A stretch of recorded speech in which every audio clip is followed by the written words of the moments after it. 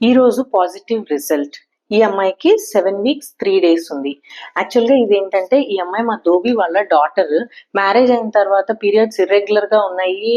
మధ్య మధ్యలో బ్లీడింగ్ కనిపిస్తుంది. 2 నెలలకు పీరియడ్ వస్తుంది అని కంగారుగా వచ్చిందనమాట. అప్పుడు ఆ అమ్మాయి నా దగ్గరికి వచ్చేసరికి జస్ట్ మ్యారేజ్ అయ్యి 6 మంత్స్. సో నేను స్కాన్ చేసినప్పుడు తనకి పీసీఓడి ఉంది.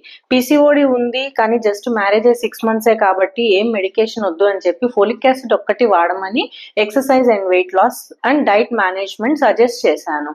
So she tried naturally. ఒక 1 ఇయర్ చూసింది. 1 ఇయర్ అంటే ఇంకొక 6 మంత్స్ చూసింది. టోటల్ గా మ్యారేజ్ అయ్యి 1 ఇయర్ అనమాట. అప్పటికి తను కన్సీవ్ అవ్వకపోయేసరికి మీరు చెప్పారు కదా మ్యారేజ్ అయ్యి 1 ఇయర్ అయింది ఇంకా ప్రెగ్నెన్సీ రాలేదు అని నా దగ్గరికి December 26th వచ్చింది అనమాట. అప్పుడు కూడా నేను అమ్మాయికి ఎక్కువ మెడికేషన్ ఏమి ఇవ్వకుండా just letrozole ovulation induction egg release అవడం కోసం టాబ్లెట్ ఇచ్చి తను దూరంగా గూడూరులో ఉంటుంది. అక్కడి నుంచి ఫాలిక్యులర్ స్టడీకి రావడం కష్టం కాబట్టి ఎగ్ రిలీజ్ అవడానికి టాబ్లెట్ తీసుకొని 12th to 18th day inter course plan చేయమని చెప్పాను.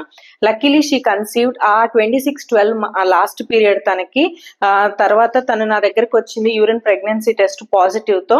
ఈ రోజు delayed period by 22 days scan చేస్తే మంచి 7 weeks 3 days pregnancy with heart beat చక్కగా ఉంది.